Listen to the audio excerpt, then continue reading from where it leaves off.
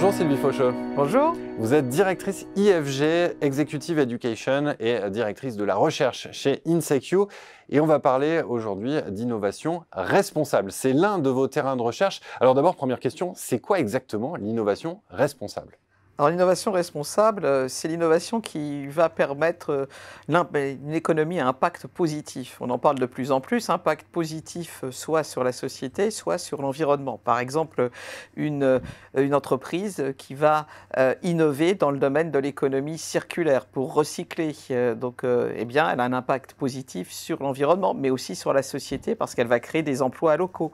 Une économie à impact positif, c'est aussi une économie qui va se préoccuper du long terme. Donc l'innovation responsable, elle va intégrer tous les effets directs et indirects sur la société, l'environnement et bien sûr l'économie.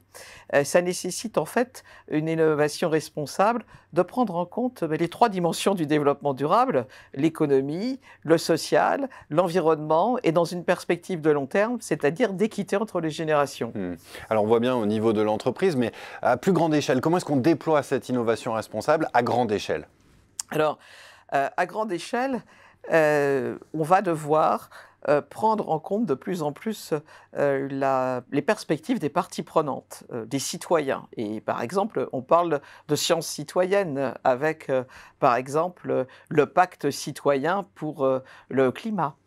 Ça signifie qu'il va falloir déployer en fait toute une série de méthodes concertatives au niveau local, au niveau aussi national. Et en fait, il faut renouer avec des exercices de prospective concertative comme les utilisent par exemple les Pays-Bas depuis fort longtemps, en fait pour décider quel type de politique de recherche et d'innovation ils vont faire dans une université ou dans une entreprise ou même au niveau national.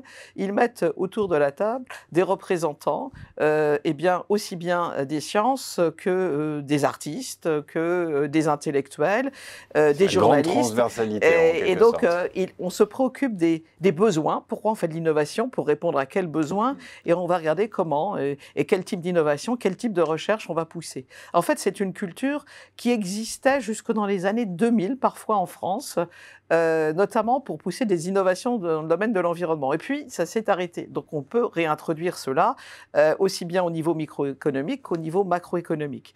Je pense aussi qu'il faut renouveler la pédagogie, c'est-à-dire qu'il faut insuffler des méthodes nouvelles aux jeunes pour les inciter à faire de l'open innovation, c'est-à-dire de l'innovation ouverte, les faire travailler de façon collaborative, multidisciplinaire, sur des projets qui peuvent être des territoires, et puis aussi leur inculquer davantage de pouvoir de créativité par du design thinking, mais aussi avec de la pédagogie inversée. Donc il y a toute, je pense, cette pédagogie, cette formation qui doit être renouvelée pour pouvoir former des chercheurs, des innovateurs, des entrepreneurs responsables. Mais justement, en ce qui concerne les entrepreneurs, comment est-ce qu'on les sensibilise? Ceux qui sont déjà en place, comment est-ce qu'on les sensibilise à cette innovation responsable? Alors, plusieurs choses. Déjà, il y a beaucoup d'entrepreneurs qui sont dans ce secteur de l'innovation responsable. Ce sont ce qu'on appelle les entrepreneurs sociétaux.